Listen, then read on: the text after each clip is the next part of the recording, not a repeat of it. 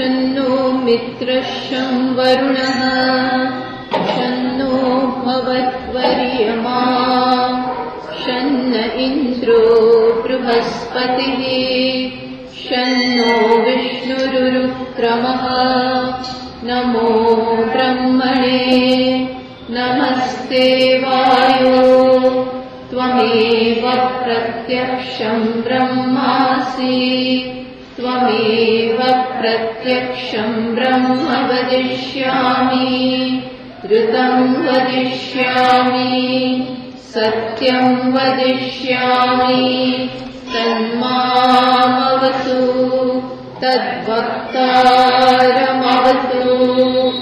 अवतु माम् अवतु वक्तारम् ॐ शान्ति शान्ति शान्तिः श्रुतिस्मृतिपुराणानाम् आलयं करुणालयं नमामि भगवत्पादं शङ्करं लोकशङ्करम् शङ्करं शङ्कराचार्यं केशवं बादरायणं सूत्रभाष्यकृतौ वन्दे भगवन्तौ पुनः पुनः ईश्वरो गुरुरात्मेति मूर्तिभेदविभागिने व्योमवद्व्याप्तदेहाय दक्षिणामूर्तये नमः। सर्ववेदान्तसिद्धान्त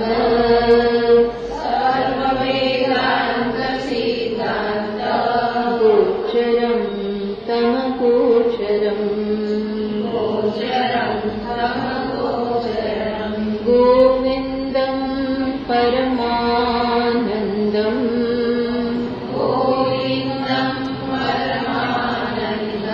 सद्गुरुं प्रणतोऽस्म्यहम्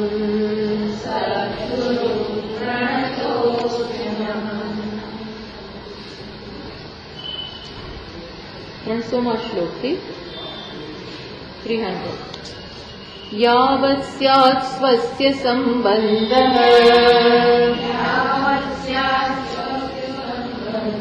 अहङ्कारेण दुरात्मना तावन्नलेशमात्रापि मुक्तिवार्ता विलक्षणा अहङ्कारग्रहान्मुक्तः स्वरूपमुपपद्यते चन्द्रवद्विमलः पूर्णः सदानन्दस्वयं प्रभः। तो હવે પછીના બધા શ્લોકોમાં થોડા શ્લોકોમાં ભાષ્યકાર શું કરી રહ્યા છે કે આત્મજ્ઞાનમાં મુખ્ય જે પ્રતિબંધ છે કયો પ્રતિબંધ છે તો કે અહંકાર. અજ્ઞાનની પહેલી ઉપજ છે અહંકાર. તો એ અહંકાર જ મુખ્ય અવરોધ છે. એ વાત ઉપર થોડા શ્લોકોમાં હવેનો વિષય છે એના ઉપર ભાર મૂકી રહ્યા છે. જો આપણે કહ્યું ને ગયા વખતે કે અજ્ઞાન આપણે જોઈ નથી શકતા, પણ અહંકાર ઉપરથી આપણે અજ્ઞાનનું અનુમાન કરીએ છીએ. અજ્ઞાન છે કે નહીં ખબર કેવી રીતે પડે તો કે છે અહંકાર જ એવી વસ્તુ છે જે અજ્ઞાનની પહેલી ઉપજ છે. જેમ અંકુર આવે, અંકુર ફૂટે ત્યારે ખ્યાલ આવે કે બીજ અંદર રહેલું છે. જમીન નીચે બીજ દટાયું હોય ત્યાં સુધી એ અવ્યક્ત છે, આપણે જોઈ નથી શકતા. પણ જ્યારે અંકુર રૂપે એ ફૂટે કે અંકુરિત થાય ત્યારે જ ખબર પડે કે ના, ત્યાં ખરેખર બીજની પ્રેઝન્સ, બીજ ત્યાં વર્તમાન છે.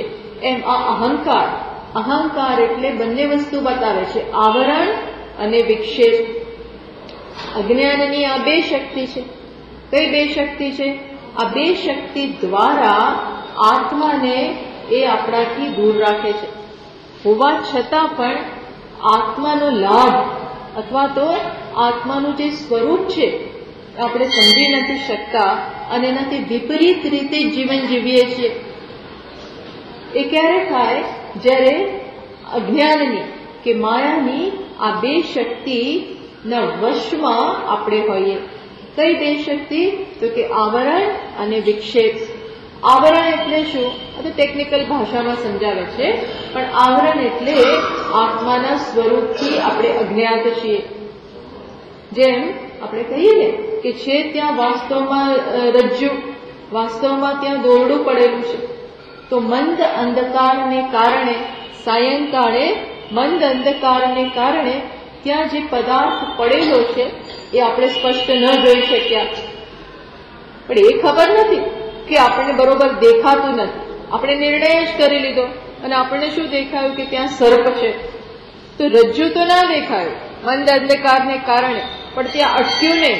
ન દેખાયું હોત તો ચાલત, પણ એના બદલે વિપરીત દેખાયું.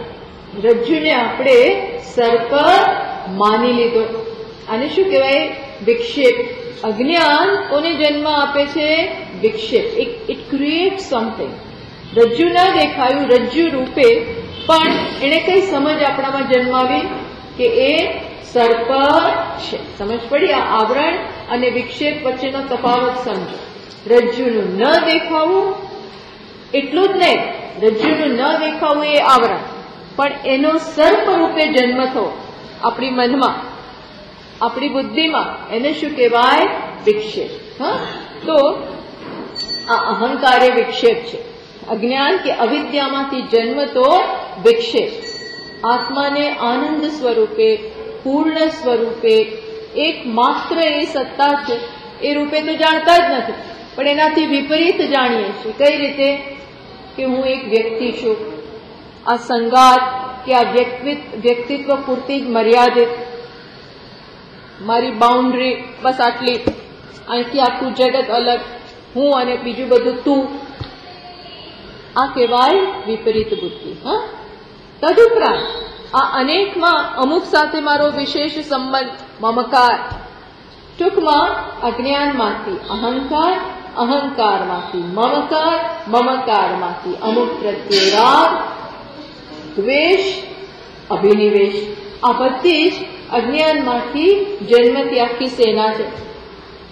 જેમ રાવણની આખી સેના હોય એમ આ અજ્ઞાનમાંથી જન્મતા અહંકારની પછી આખી સેના છે. બધાના મૂળમાં રહેલું છે અજ્ઞાન અને એમાંથી જન્મેલો અહંકાર. એટલે ભાષ્યકાર થોડા શ્લોકોમાં અહંકારની ચર્ચા એમને પ્રારંભ કરી. ક્યારથી? તો કે આ 300માં શ્લોકથી. શું કહ્યું? યાવત સ્યાત સ્વસ્ય સંબંધ અહંકારેણ દુરાત્મના. યાવત સ્વસ્ય સંબંધ, જ્યાં સુધી આપણો સંબંધ, વ્યક્તિનો પોતાનો સંબંધ કોની સાથે છે?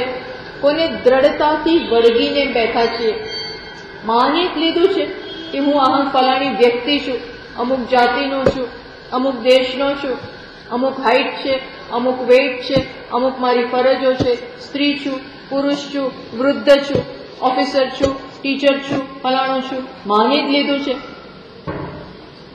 નાનો અનેક બધી મર્યાદા, દેશની મર્યાદા, કાળની મર્યાદા, વસ્તુત્વની મર્યાદા, આ બધું મને છે. આને કહેવાય અહંકાર. ધીસ ઇઝ અહંકાર. જ્યાં સુધી સ્વસ્ય સંબંધ, યાવત સ્વસ્ય સંબંધ, આપણો આ પ્રકારની સમજ આપણે ધરાવીએ છીએ. એટલે અહીંયા ભાષ્યકાર જરા સ્ટ્રોંગ શબ્દો વાપરે છે. શું કહે છે? દુરાત્મના અહંકારણ. આ દુરાત્મા છે જે આપણને મિસગાઈડ કરે છે. આપણે એનું જ સાંભળીએ. મારું મન કહે છે, અરે મન તો પેલું અહંકાર જેમ બતાવે છે એમ કહે છે. મન એટલે જ અહંકાર. એ જેમ બતાવે છે, એ જેમ ગાઈડ કરે છે એમ આપણે ચાલીએ છીએ, પણ એ તો મિસગાઈડ કરે છે. યાવત સ્વસ્ય સંબંધ દુરાત્મના અહંકારેણ, આવું છે ત્યાં સુધી તાવત, લિમિટ બાંધે છે. યાવત તાવત, જ્યાં સુધી આ છે ત્યાં સુધી ન લેશ માત્રાપી મુક્તિ વાર્તા, ત્યાં સુધી મુક્તિની શક્યતા. સ્પષ્ટ કહી દીધું. અર્થાત જ્યાં સુધી અહંકાર છે ત્યાં સુધી મુક્તિ નથી. કેવી મુક્તિ? વિલક્ષણા. આત્માનું સ્વરૂપ અત્યારે અહંકારથી તદ્દન જુદું છે. આત્માની વાસ્તવિકતા, આત્મા એટલે મારા વિશેનું સત્ય, જગત વિશેનું સત્ય, પારમાર્થિક સત્ય, એ હું જે માનું છું અહંકાર જેવું બતાવે છે એનાથી આખું અલગ જ છે. એ સમજ પડતી નથી. આ ચાલુ. પછી કયું? એનો જ વિસ્તાર કર્યો. અહંકાર ગ્રહાન મુક્ત સ્વરૂપમ ઉપપદ્યતે. એટલે ભાષ્યકાર કવિત્વની ભાષામાં શું કે છે? અહંકાર ગ્રહાન મુક્ત. અહંકાર રૂપી ગ્રાહના જડવામાંથી કે ગ્રાહની પકડમાંથી જયારે મુક્ત થઈએ, જેમ પેલો ગ્રાહ મગરમચ્છ કે શાર્ક પકડે પછી તમે છૂટી ના શકો. તમારે સામે એટલું જોર અજમાવવું પડે, એનાથી જોર સ્ટ્રોંગ બનવું પડે, અથવા ઈશ્વરની મદદ લેવી પડે. જેમ પેલા ગજેન્દ્રએ ભગવાનની મદદ લીધી હતો પેલા ગ્રાહના જડબામાં, પછી જયારે પોતાનું ચાલ્યું જ નહીં ત્યારે એણે ભગવાનને પ્રાર્થના કરી ને ભગવાને એનો બચાવ કર્યો. એમ અહીંયા શું કે છે? જ્યાં સુધી આ અહંકાર રૂપી ગ્રાહના આપણા પકડમાં છીએ ત્યાં સુધી મુક્તિ નથી. એમાંથી મુક્ત થઈએ ત્યારે સ્વરૂપમ ઉપપદ્યતે. સ્વરૂપને પ્રાપ્તને જ પ્રાપ્ત કરીશું. સ્વરૂપ ક્યાંય દૂર તો છે નહીં. એ દૂર હોત તો તકલીફ હતી, તો આપણે મહેનત, પણ દૂર છે નહીં, છે જ, વર્તમાન છે, વિદ્યમાન છે, છતાં કઈ કામનું નથી. તકલીફ એ છે કે મારી પાસે જ છે, મારું પોતાનું છે, હું જ છું. જરા જેટલું અંતર, નો ડિસ્ટન્સ એટ ઓલ, સેજ પણ ડિસ્ટન્સ નથી. અને તો પણ અહીંયા મોટું ડિસ્ટન્સ છે. કેમ? કારણ કે ખોટી સમજ ધરાવીએ છીએ.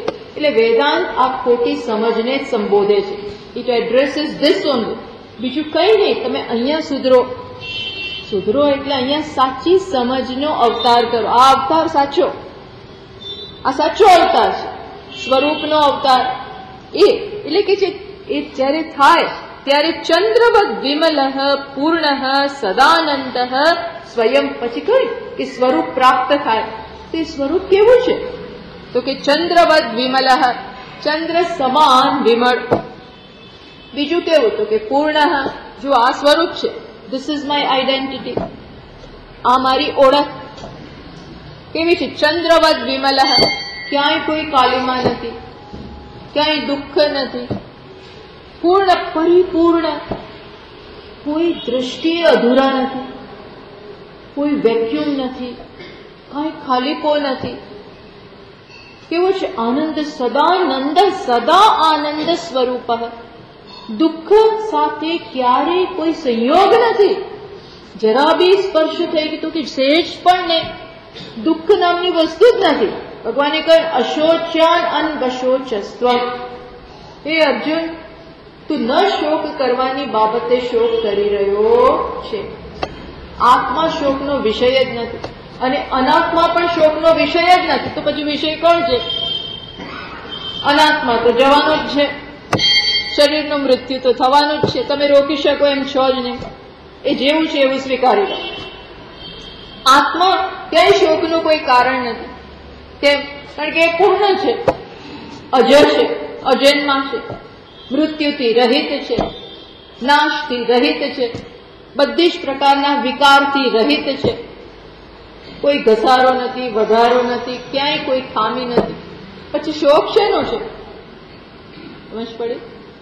નથી. આનો આ તો જે જવાનું છે, એનું જે થવાનું છે એ થવાનું છે. એ તું રોકી નહીં શકે. તું પ્રયત્ન કર એને ફિટ રાખવાનો, એની દરકાર, એ બધું કરવું જોઈએ. કારણ કે આપણું સાધન છે, સાધનને ફિટ રાખવું જોઈએ. કારણ કે એ મુખ્ય સાધન છે.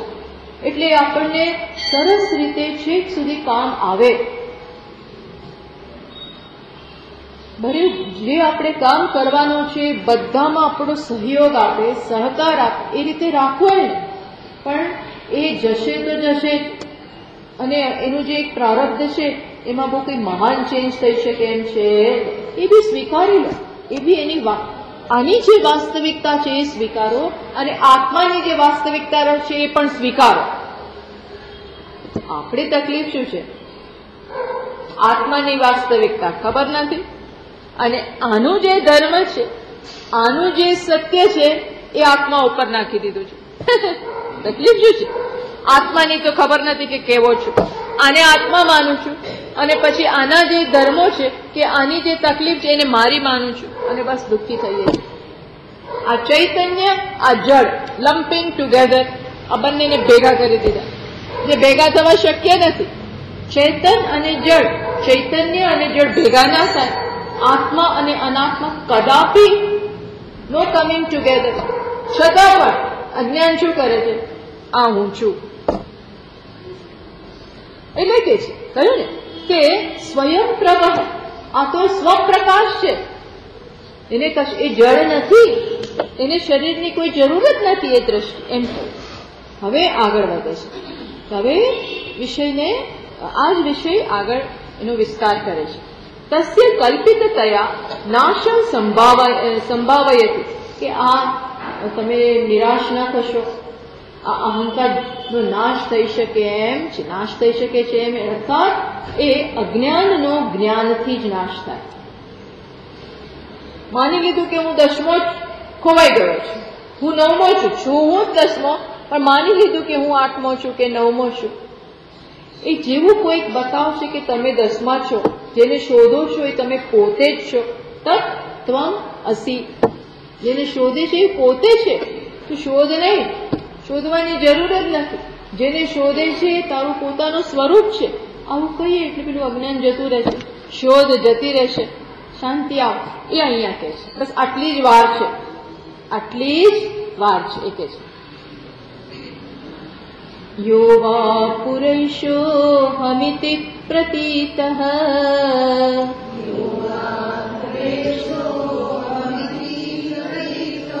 बुद्ध्या विविक्तस्तमसाति मूढया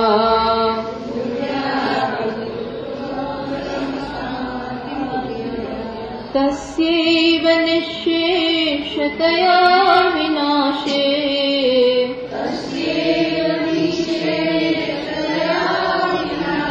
ब्रह्मात्मभाव प्रतिबंध शून्य.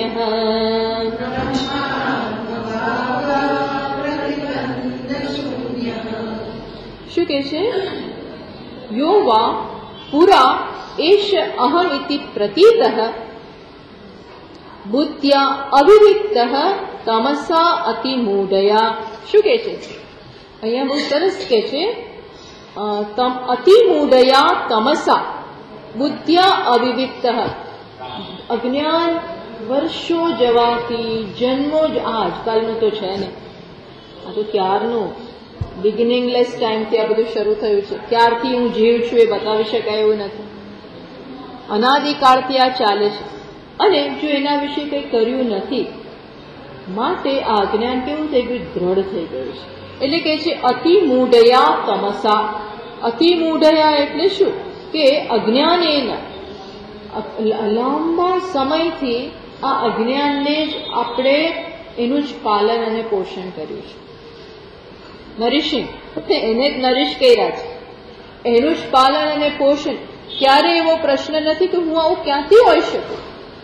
કોઈ પાસે જઈને આ પૂછ્યું નથી. જ્ઞાન માટે કે આ મુક્ત થવા માટેના કોઈ પ્રયત્ન કર્યા નથી. એટલે આ બહુ દ્રઢ થઈ ગયું છે. જેમ પેલું વૃક્ષ છે ને, અરે નાનું અંકુરમાંથી નાનો પ્લાન્ટ થયો અને પછી ધીમે ધીમે ધીમે ધીમે એકદમ વિશાળ વૃક્ષ થઈ જાય. હવે એને તોડવું જરા મુશ્કેલ છે. એમ અહીં આ જ્ઞાન દ્રઢ થઈ ગયેલું છે. એટલે કહ્યું કે અતિમૂઢયા તમસા બુદ્ધ્યા અવિવિક્ત. એને કારણે આ બુદ્ધિનો ઉપયોગ થયો નથી. માટે યો વા પુરા એષ અહમ ઇતિ પ્રતીતઃ, પહેલેથી શું માની લીધું છે કે હું આ જીવ જ છું. જેમ રમણ મહર્ષિજી કહે છે, ક્યારેય આપણે અંદર ઇન્ક્વાયરી નથી કરી હું કોણ છું. ક્યારેય એવી ઇન્ક્વાયરી કરી જ નથી હું હોઈ શકું આ. કારણ કે આમ વિચારીએ ને તો પ્રતિ ક્ષણ આ હું કોણ છું એ અત્યારે જુદો જ બતાવે છે. કોઈક વખત આપણે ચાલતા હોઈએ ત્યારે કંઈક હું ચાલુ છું, બેઠા હોય ત્યારે હું બેઠો છું, કામ કરતા હોય ત્યારે કામ કરનારો છું, ઘરમાં હોઈએ ત્યારે માતા હોઈએ, બહાર જઈએ ત્યારે શિક્ષક હોઈએ, પિતા હોઈએ, પતિ હોઈએ, ભાઈ. ટૂંકમાં આના કેટલાય બધા સ્વરૂપ છે. તો ક્યારેક કરતા, ક્યારેક ભોગતા, ક્યારેક પાપી, ક્યારેક પુણ્યશાળી. તો આમાં સાચું મારું શું? એવું શું છે મારામાં જે ક્યારેય બદલાતું નથી? which never changes. બાળક હતો, પછી યુવાન થયો, પછી પ્રૌઢ બન્યું, પછી વૃદ્ધ થાવ. આ બધામાં આ અવસ્થાઓ ગઈ. એવું કોણ છે જે બદલાયું નહીં? અને એ જે બદલાતું નથી એ મારા વિશેનું સત્ય, કે જે બદલાતો પાર્ટ છે એ જ સત્ય? આવું ક્યારેય આપણે પૂછવા રોકાયા નથી. માની જ લીધું છે. અને શું કહેવાય, સરફેસ ઉપર જીવવું. સરફેસ ઉપર ઊંડા ઉતર્યા જ નથી. પૂરા પહેલેથી જે ભાષિત થાય છે એ જ સાચું છે. હું સ્ત્રી જ છું, પુરુષ જ છું, માની જ લીધું અને આમ ચાલે છે. એટલે આ અજ્ઞાન મચક નથી આપતું. તમે પૂછો કે આ માણસ કોણ છે, શંકા કરીને કોણ છે, અને બરોબર ઇન્ક્વાયરી કરો, બધું તપાસ કરવી પડે. એ કયા દેશનો છે, કયા સ્ટેટનો છે, ક્યાંથી આવ્યો છે, આવું પગેરું શોધો તો ખબર પડે કે આ તો મોટો ટેરરિસ્ટ છે. અત્યારે અહીંયા આપણો નાગરિક બનીને રહી રહ્યો છે, પણ છે કોઈ આવું બધું શોધ થાય ત્યારે ખબર પડે, વ્યક્તિની વાસ્તવિકતા બહાર આવે. એમ અહીં પણ આ અહંકાર દરરોજ જુદા જુદા ફેસીસમાં આવે છે. દરરોજ એનો મૂડ બદલાય, દરરોજ એના જુદા જુદા સ્વરૂપ.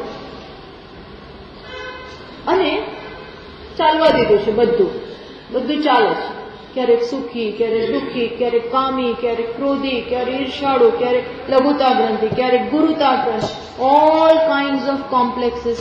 આ બધું મારામાં છે, હું છું એમ મને ચાલીએ છીએ. ખબર પડી?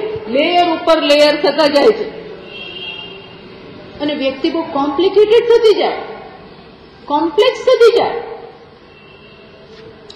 એટલે સ્વરૂપ છુપાતું જ ગયું, અંદર દબાઈ ગયું છે ખરું, સ્વરૂપ છે, ગયું નથી, પણ આ અજ્ઞાનની પાછળ છુપાયેલું છે.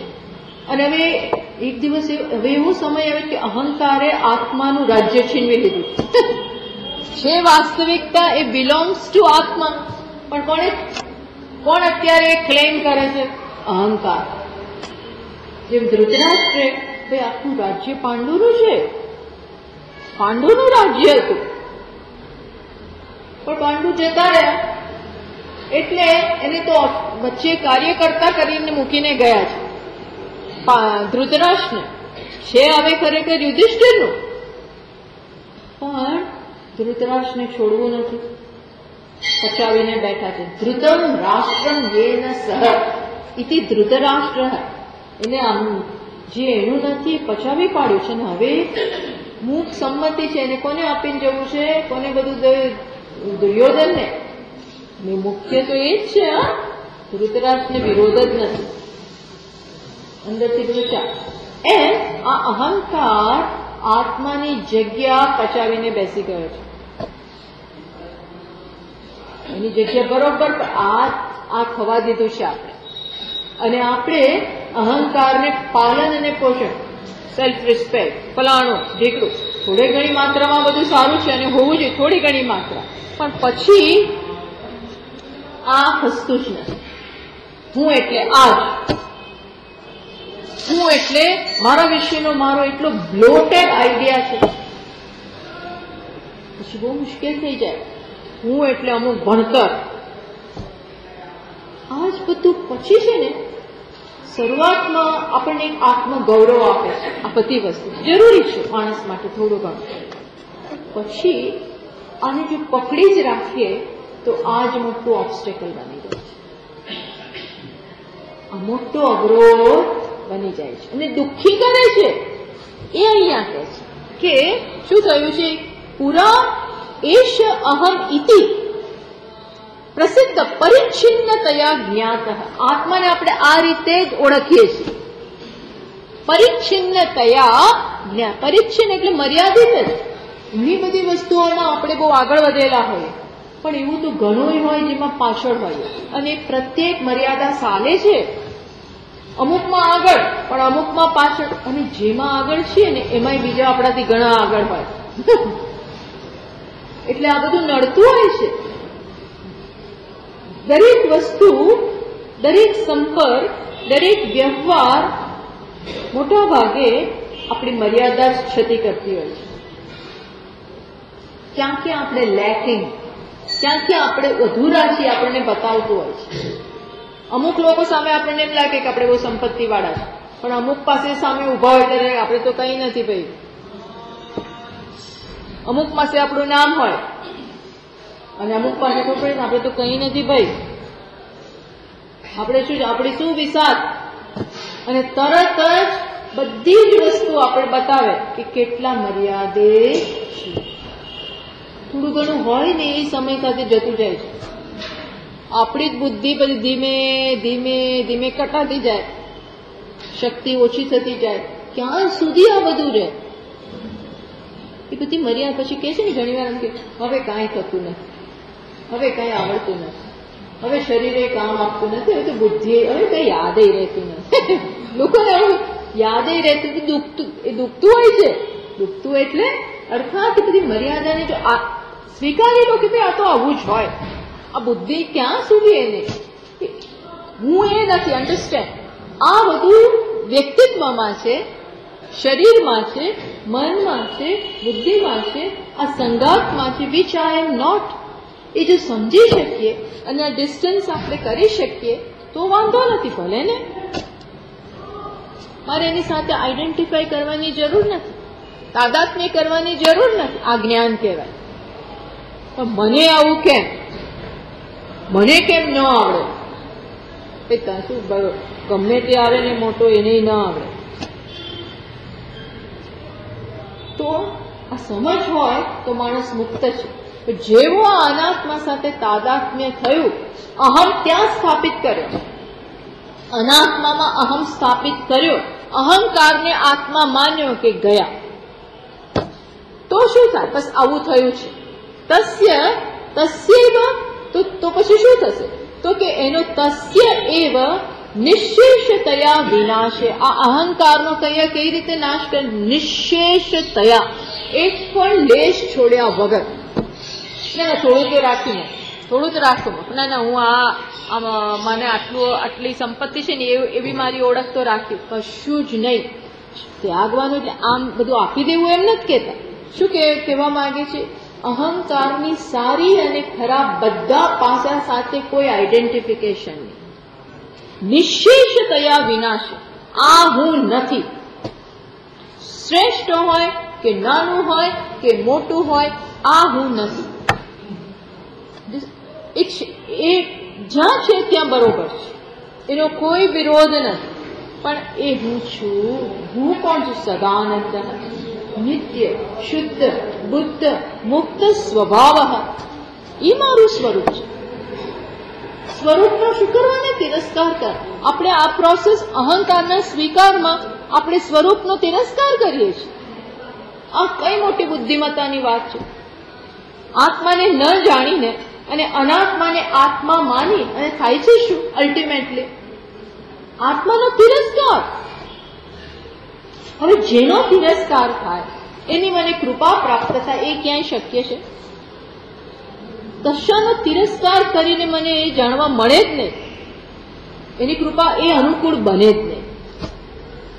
It's not possible. એટલે કે છે તસ્યૈવ નિશેષતયા વિનાશે. એવકાર નિશેષતયા તસ્ય એવ અહંકારના નાશમાં, નાશ એટલે કે તોડી, આને કોઈ તોડી ફોડીને ભૂક્કા બોલાવવાની જરૂર નથી, એવું નહીં. ક્યાં નાશ કરવાનો છે? અહીંયા સાચી સમજ. નાશ એટલે સમજ, નાશ એટલે સાચી સમજ. બસ એ કરે તો શું થાય? બ્રહ્માત્મ ભાવ પ્રતિબંધ શૂન્ય.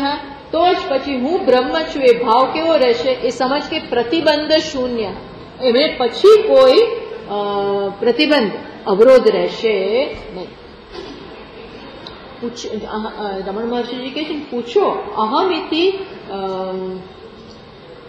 કુતઃ ભવતી ઇતિ ચિંતતઃ, અયમ અહમ કુતો ભવતી ઇતિ ચિંતતઃ. હું એ સતત જે પ્રગટ થાય છે, કોન્સ્ટન્ટલી હું મારામાં અહમ પ્રત્યે જાગે છે, એ હું કોણ છે? એ જાતે જવાબ નહીં આપે. આ ઇન્ક્વાયરી ગુરુના ચરણે, શાસ્ત્રોના સંપર્ક દ્વારા એ હુંનો સ્વરૂપ તપાસો. સતત અહમ પ્રગટ થાય છે. જુઓ, આ ક્ષણે પણ બધા બેઠા છીએ ત્યારે પણ પેલું હું છે. હું અત્યારે આપણી સમજ કેવી છે? હું સાંભળનારો, હું બોલનારો. જુઓ, હું બોલું છું તો હું, મારી સમજ અત્યારે કેવી હોય? હું વક્તા. ઓકે, તો હું વક્તા, તો એ હું સાથે કોણ જોડાઈ ગયું? વક્તા પણ. આ છે. એમાં એક વસ્તુ સાચી છે, એક વસ્તુ આગંતુક છે. હું વક્તા છું, એમાં બે પાર્ટ છે. એક તો હું અને બીજું વક્તા. આ વક્તાપણું અસ્થાયી છે, હમણાં છે પછી નહીં હોય. એને પ્રકાશિત કોણ કરે? એટલે હું. એ જે હું છે ને, એનું વાસ્તવિક સ્વરૂપ કેવું છે? આનંદ, પરિપૂર્ણ બ્રહ્મ. પછી જો થોડી વાર પછી હું ચાલીશ તો શું આવશે? હું ચાલનારી. તો એમાં પણ એ ચાલનારી વક્તા ગયું ને કોણ આવ્યું? ચાલનારી આવી ગઈ.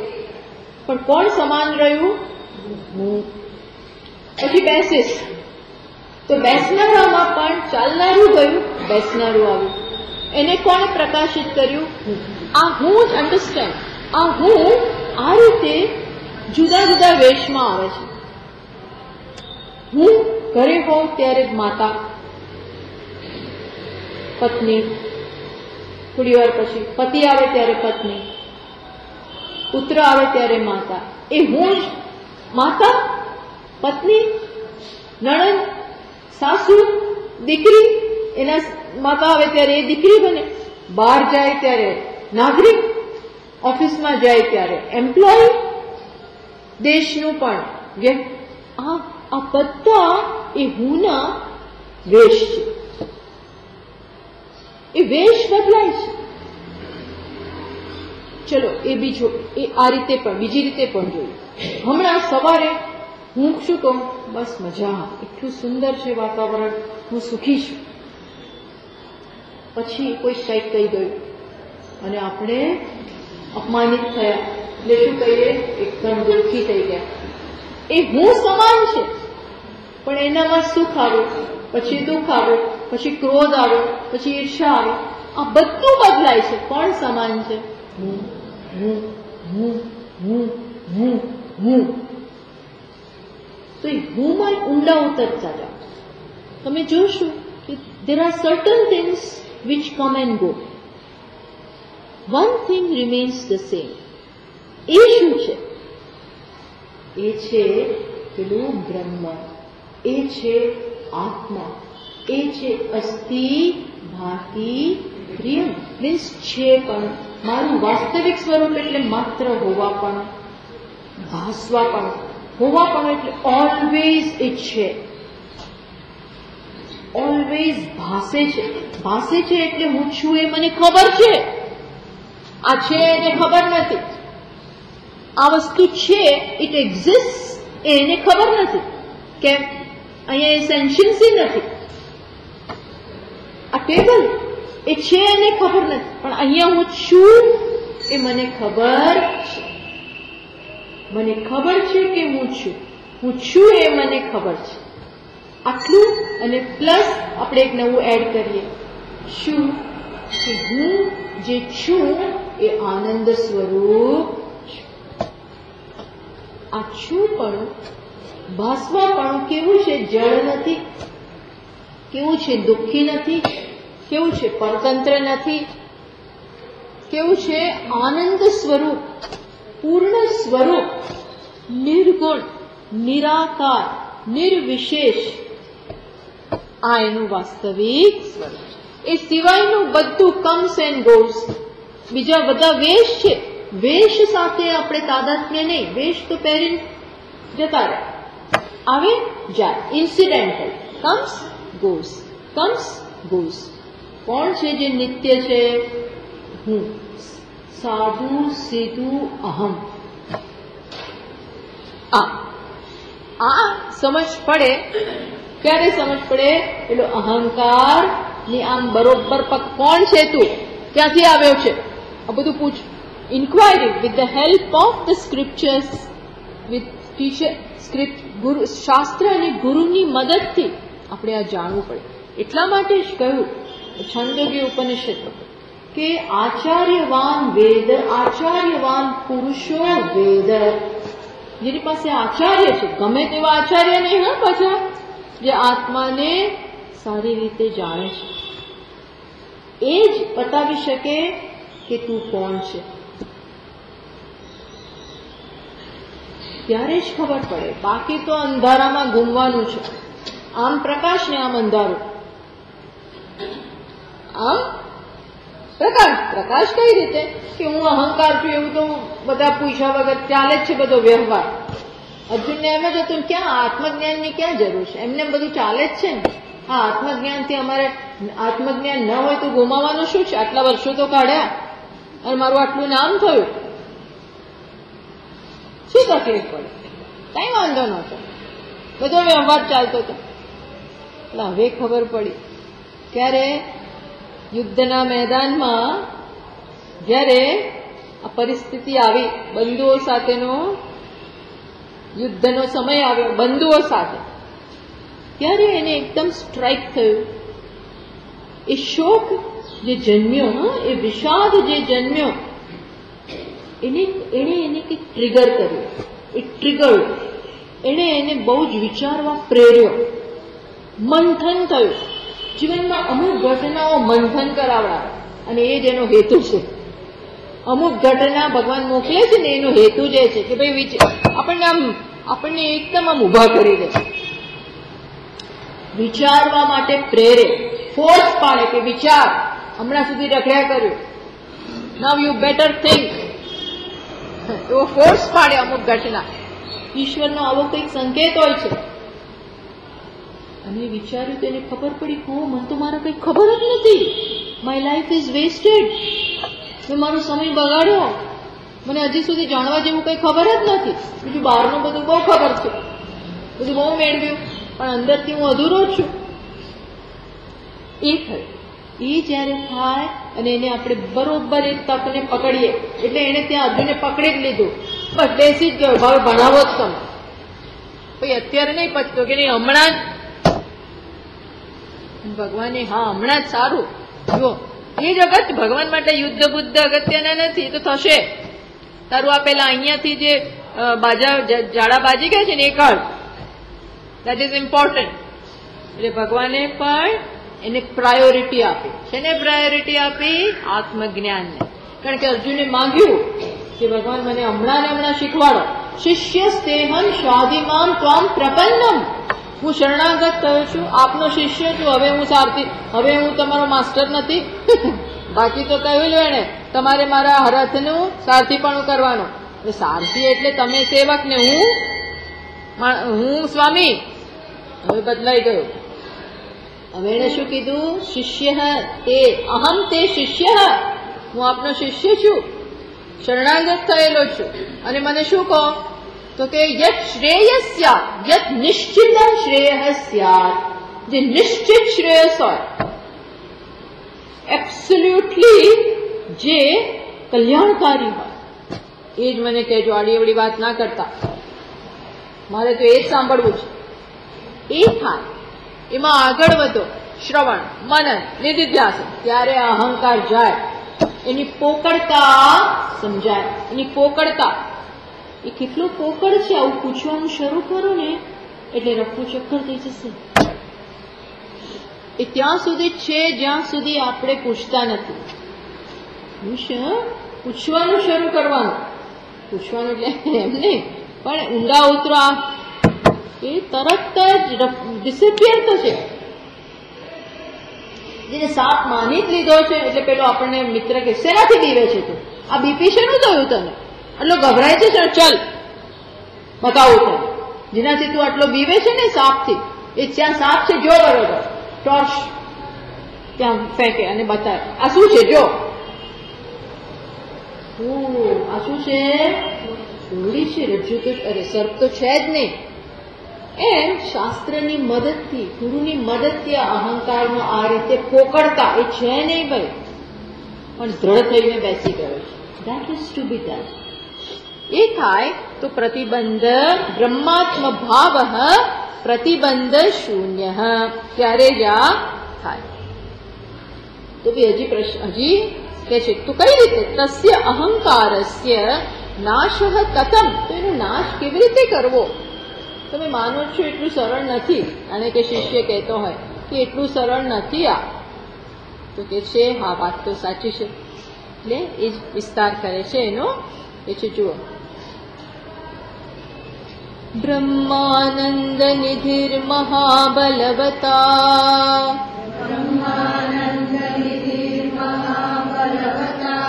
અહંકાર ઘોરાહિના, સંવેષ્ટ્યાત્મનિરક્ષ્યતે ગુણમયૈઃ,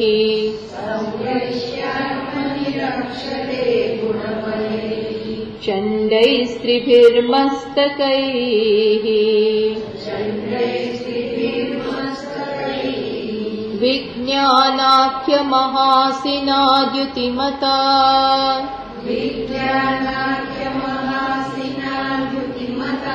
વિચ્છિદ્ય શીર્ષત્રયમ, નિર્મૂલ્યાહિમિમં નિધિમ સુખકરમ,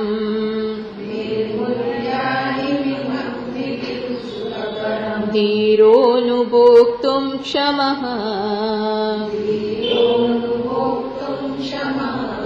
સરસ કવિની ભાષામાં શંકરાચાર્યજી અહીંયા છે ને બહુ મૂડમાં છે. આ ગ્રંથ લખતી વખતે બહુ મૂડમાં છે, નિરાશ છે. ઉપનિષદના ભાષ્ય લખતી વખતે એમની પાસે આવો સમય નથી, આડો અવળો. ત્યાં તો એમનું એક ફોકસ છે કે સંક્ષેપમાં જે શબ્દોનો અર્થ થાય એ સમજાવો, અને જે બધો પૂર્વ પક્ષો હોય એને નિરાશ કરવો. આ ત્યાં એમને આડો અવળો ટાઈમ જ નથી. અહીં નિરાતે નિરાશ છે એટલે બધો વિસ્તાર કરે. ત્યાં આવો એમને ટાઈમ ના હોય. ઉપનિષદોના ભાષ્યમાં, બ્રહ્મસૂત્રના ભાષ્યમાં તમને આવું બધું નહીં જોવા મળે. તો એક ફોકસ ટાર્ગેટ છે એ પ્રમાણે આગળ વધે છે. જરા જેટલો પણ એક શબ્દ વધારે ન વાપરે. જ્યારે અહીં આમે એમનું કેટલું નાનું જીવન હતું, માત્ર 16 વર્ષ જ હતા એમની પાસે, ઓનલી 16 years. એમાં એમને બધું કામ પતાવી દીધું. એ તો પછી બીજા બધા એમને બોનસ મળ્યા. બ્રહ્મસૂત્રનું ભાષ્ય લખ્યું અને શું થયું, વેદવ્યાસજી જોડે વેદવ્યાસજી તપાસ કરવા આવ્યા. એમને બ્રહ્મસૂત્ર પર ભાષ્ય લખ્યું ને, તો વેદવ્યાસજી તે રહ્યા જ નહોતા, પણ પોતાની કૃતિ છે ને બ્રહ્મસૂત્ર, તો વેદવ્યાસજીનું છે. એ સૂત્ર એવા છે કે કોઈને સમજ જ ના, ક્યાંથી કયો સૂત્ર કયા ઉપનિષદના વાક્યની ચર્ચા કરે છે તમને ખબર જ ના પડે. એવા ગર્ભિત સૂત્ર, એટલે આમાં એફોરિઝમ, ખબર જ ના પડે શું કહેવા માંગે છે. એમાં આ તો એવી ભાષામાં ભાષ્યકારે એટલે કે શંકરાચાર્યજી મહારાજે બધાના ઉપર વ્યવસ્થિત ભાષ્ય લખ્યું.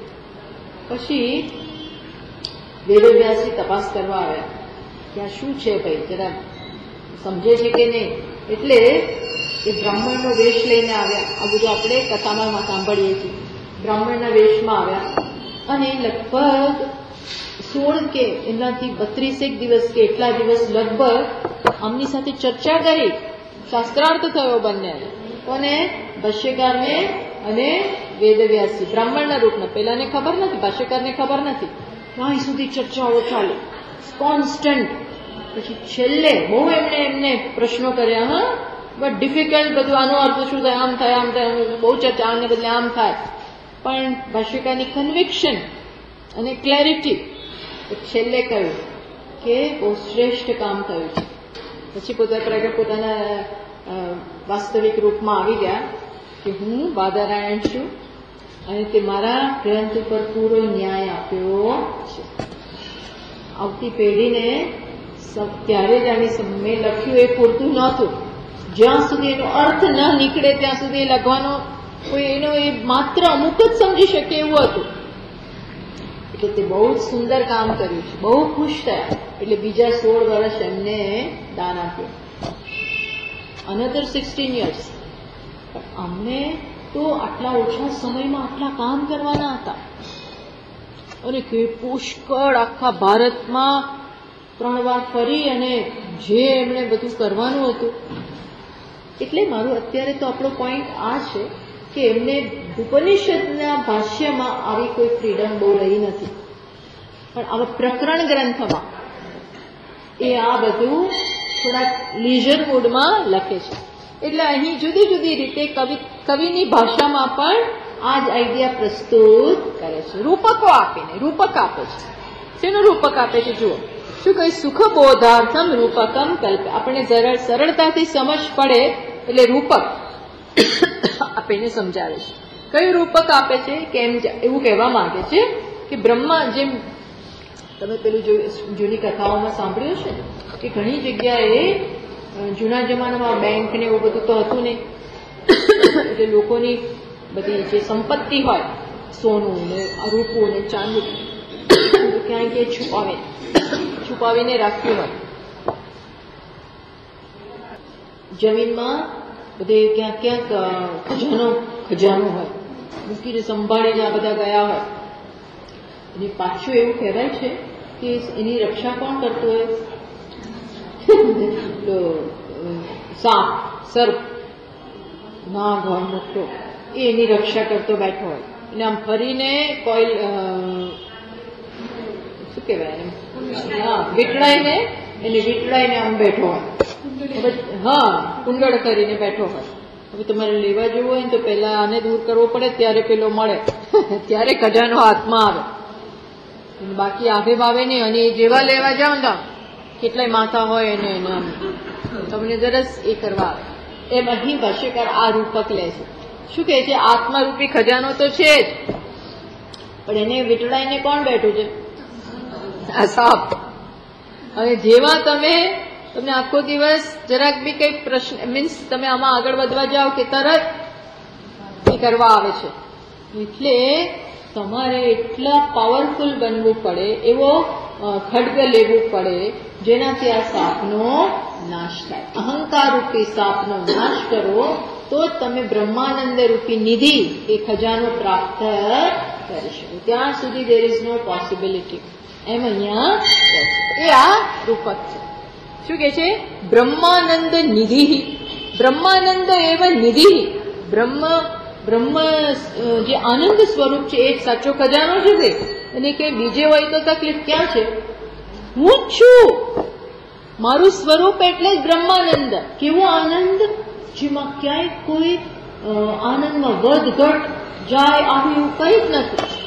અને એ તો આપણે કેટલી બધી વાર ચર્ચા થઈ ને, તૈત્તરીય ઉપનિષદ સમજાવે છે કે સમગ્ર જગતમાં જ્યાં કોઈ લેશ માત્ર પણ આનંદ હોય, એ બધો આનંદનો ખરો સ્ત્રોત, મૂળ સોર્સ, ઓરિજિનલ સોર્સ ક્યાં છે? આત્મા. જ્યાં જે આનંદ છે એ બધો ખરેખર આત્માનો જ છે. આત્મા સિવાય આનંદ નામની વસ્તુ નથી. એ તમે વિચાર કરો, વોટ ઇઝ ધ કન્ડિશન? જે મારો આનંદ છે એને હું બહાર શોધું છું ક્યાં? બહાર બહાર શોધીએ છે અહીંયા, આ ખબર નથી. મારા ને મારી નિધિ માટે બહાર હાથ ફેલાવું, એ ભાઈ 10 રૂપિયા આપો, કરોડ રૂપિયા આપો, આટલી લોન આપો, આટલું આમ કરો ને, સુખ આપો ને, શાંતિ આપો ને, મને માન આપો ને, મને જરા આમ કરો ને, મને ફાબડો ને, મને લાગણી આપો. આપણે કી પણ આસ્કિંગ. હવે ભીખ આપણી કોઈ પણ ડિમાન્ડ, કોઈ પણ અપેક્ષા, કોઈ પણ કામના એટલે ભીખ. હા, આપણને આ ખબર નથી. સ્પોકન કે અનસ્પોકન, બોલ્યા વગર કે બોલ્યા વગર, પ્રગટ કે અપ્રગટ, આપણી પ્રત્યેક અપેક્ષા, પ્રત્યેક માંગણી, પ્રત્યેક કામના પાછળ શું છે? આ ભીખ રહેલી છે. કોણ માંગનારો કોણ છે? બ્રહ્માનંદ નિધિ છે અહીંયા. C we don't know this anyway. પણ આવું કે છે કે બ્રહ્માનંદ નિધિ એ શું છે? અત્યારે તકલીફ શું છે? એ હાથમાં નથી આવતું. કેમ છે? ખરું, નરદ દાદાઓએ ત્યાં મૂકેલું છે એટલે ઇટ બિલોંગ્સ ટુ મી, પણ હાથમાં નથી આવતું. કેમ? કારણ કે દાદા કોને ત્યાં મૂકીને ગયા? મહાબલવતા અહંકાર ઘોરાહીના સંવેષ્ટ્ય. કોણ એને વીંટળાઈને બેઠું છે? મહાબલવતા અહંકાર ઘોર અહીના. એવો બળવાન અહંકાર, ઘોર અહીના એ લખે છે કે વિષય કેવી રીતે મહાબળવાન થઈ ગયો અહંકાર? તો કે છે વિષય ક્ષીરપાનેન રૂઢ. એને અત્યાર સુધી શું, જેમ અહંકારને પેલે સાપ દૂધ પીવે એવું કે છે ને, એવું જૂની કથાઓમાં એને દૂધ પીવડાવીને કે છે ને, આ સાપને દૂધ પીવડાવવા જેવું છે. આપણામાં કહેવત છે કે આ બધું કોના જેવું છે? સાપને દૂધ પીવડાવવા જેવું. એટલે દૂધ પીતો હશે એવું, સાપનું એવું હશે ખરું, આપણને એની ખબર નથી, પણ આવું છે. અને પીને કેવો થઈ ગયો છે એકદમ? અહીંયા કે છે મહાબલવતા રૂઢ મૂલ તયા, એકદમ પૃષ્ઠપુષ્ટ થઈ ગયો છે આપણું જ પીને. અહંકાર આપણું પીને એકદમ હૃષ્ટપુષ્ટ થયો છે. અને કેવો છે? ભયાનક સર્પ. હવે ભયાનક થયો છે. અને એના કેટલામાં? તેન ગુણમયૈ શું છે? તેન ગુણમયૈ ચંડૈ ત્રિભિ ચંડૈ મસ્તકૈ. આ અહંકારના એ સાપના કેટલા મસ્તક છે? 3. આ અહંકારના કેટલા મસ્તક છે? 3. કયા? સત્વ, રજસ, તમસ. આ 3 એના દ્વારા એ શું કરે છે? આત્માને સંવેષ્ટ્ય આત્મની રક્ષ્યતે. આત્માને વીંટળાઈને બેઠેલો છે, જેમ પેલો ખજાનાને વીંટળાઈને બેઠો હોય. આ જ્યાં સુધી આ છે ત્યાં સુધી ખજાનાનો પેલો ખોલી ના શકીએ આપણે, ખલાસ. એમ અહીં પણ ત્યાં સુધી આપણે અનુભોગતુમ, અને શું કે છેલ્લે લખ્યું ને, અનુભોગતુમ અનર્હ. એને આત્માના સ્વરૂપને આપણે ભોગવી શકતા, આનંદ માણી શકતા છીએ પરિપૂર્ણ, અને છતાં ક્ષણે ક્ષણે દુઃખી છીએ. જેમ નારદજીએ કહ્યું, નારદજી જેવા નારદજી કેટલા સમર્થ, કેટલા વિદ્વાન, 64 વિદ્યાઓના જાણકાર. પણ એક દિવસ સનતકુમાર પાસે જાય છે. સનતકુમાર એટલે બાળકો પણ જ્ઞાની. એમની પાસે જાય છે અને શું કે છે? સોહમ ભગવાન શોચામી. સનતકુમારજીને કહે છે એકદમ નમ્રતાથી, પોતે આવા છે છતાં અને સરેન્ડર થાય છે અને કહે છે સહ અહમ શોચામી. હું આવો છું એટલે શું? સચ એન એકોમ્પ્લિશ નારદા. હું આટલો સિદ્ધિવાળો. ટૂંકમાં એને ખબર પડી કે મારી પાસે બધું છે, આટલી વિદ્યા, છતાં હું કેવો છું? શોક કરી રહ્યો છું. શોક એટલું નામ આપ્યું, પણ દુઃખી છું. શોક એટલે દુઃખ. મને દુઃખ છે. વારે વારે આમ ભૂલી જઈએ, બધા ભેગા થાય ને ફરવા જઈએ ને દીકરો હોય ને દીકરી હોય ને એમાં ક્યારેક ક્યારેક બધું ભૂલાઈ જાય, પણ પાછું પકડે. દર થોડા વખતે આપણને પકડે. થોડી નહીં, મૂળમાં રહેલું, ગર્ભમાં આઈ એમ ગ્રીવિંગ છે. એ તો આપણે બહારના બધા એસ્કેપમાં ભૂલી જઈએ છીએ. તરત જ પકડે પછી. તો નારદજી કહે છે હું છું આવો પણ અંદરથી શૂન્ય છું, મને દુઃખ છે, મજા નથી, નિર્નિમિત્ત મજા નથી. નિર્નિમિત્ત અન્ડરસ્ટેન્ડ. આપણી બધી મજા કેવી હોય છે? નૈમિત્તિક, બીકોઝ ઓફ સમથિંગ, કશાકને કારણે. કશાક વગર તો હું અધૂરો છું અને મને અંદરથી કોરી ખાય છે. આવો હું છું. એ સમજ કહે છે કે હું માત્ર ઉપર ઉપરથી જ બધું જાણું છું, શબ્દોનો અર્થ મને નથી ખબર. એટલે સનત કુમારે એમને કહ્યું કે હા, વાત સાચી છે, તમને ભૂમનનું જ્ઞાન નથી. ભૂમન એટલે આત્મા. કે છે સાચું સુખ ક્યાં છે? આત્મામાં. That you don't have. એ તમારી પાસે નથી. એનું જ્ઞાન પ્રાપ્ત કરો.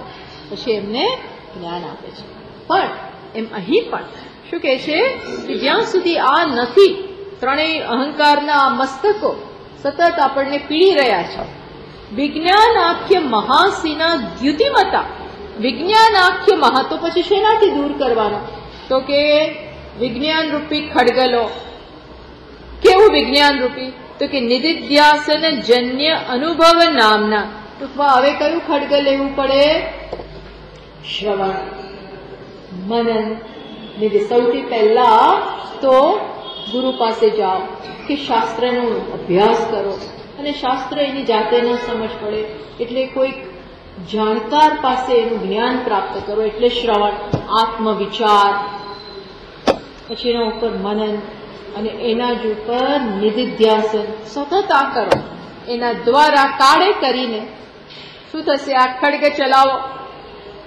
એના દ્વારા પેલા અહંકારનો, અજ્ઞાનનો નાશ થશે. સર્પનો આને એટલું જોરદાર બનાવો, શ્રવણ પછી 100%. એને વીક નહીં રાખવાનું. નિધિધ્યાસ, જ્યાં સુધી હું બ્રહ્મ છું એવી સ્થિર મતિ ન જન્મે. જેમ ભગવાનની સ્થિત પ્રજ્ઞા, એની પ્રજ્ઞા કેવી સ્થિર, ડામાડોળ નહીં. ના હું દેહ છું એવું નહીં, શું કે નહીં એવું નહીં. વિથ કોન્ફિડન્સ, અંદર બ્રહ્માકાર વૃત્તિ, અહમ બ્રહ્મ, આનંદ હું છું, એ કોન્ફિડન્સ. ખોટો ખોટો નહીં, હું બ્રહ્મ છું, હું આનંદ સ્વરૂપ છું. કોઈની પાસેથી બે વસ્તુનો મોહતાજ નથી. મારે ક્યાંય માગવાની જરૂર. હું ભલે ને આમ કઈ ના હોય, એવા અવધૂતો છે જેની પાસે કઈ ના હોય, અને છતાં નંદતી આનંદ.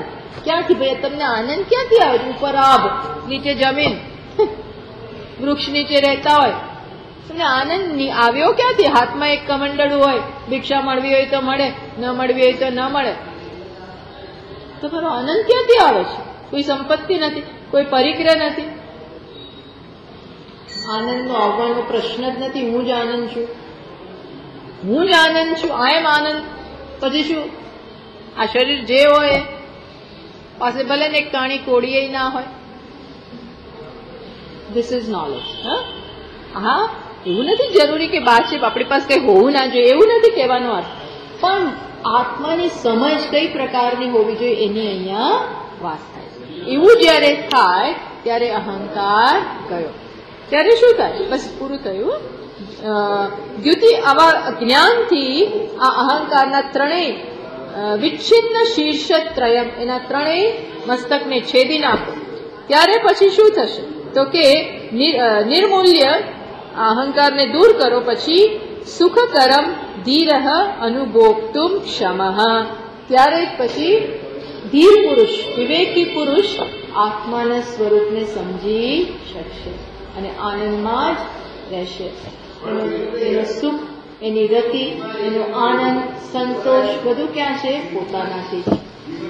એ ત્યારે એટલે એમ કરી અને અહંકારને કારણે કયા કયા અવરોધ છે એની આપણને વાત. પછી આગળ એની ચર્ચા ચાલે છે. We will continue.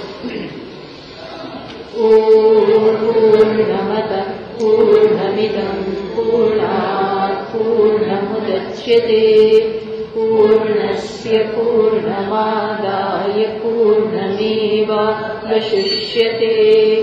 ઓમ શાંતિ શાંતિ શાંતિ. श्रुतिः शङ्करं शङ्कराचार्यं केशवं बादरायणम् सूत्रभाष्यकृतौ वन्दे भगवन्तौ पुनः पुनः ईश्वरो गुरुरात्मेति मूर्तिभेदविभागिने व्योमवद्व्याप्तदेहाय दक्षिणामूर्तये नमः। ॐ शान्ति शान्ति शान्तिः।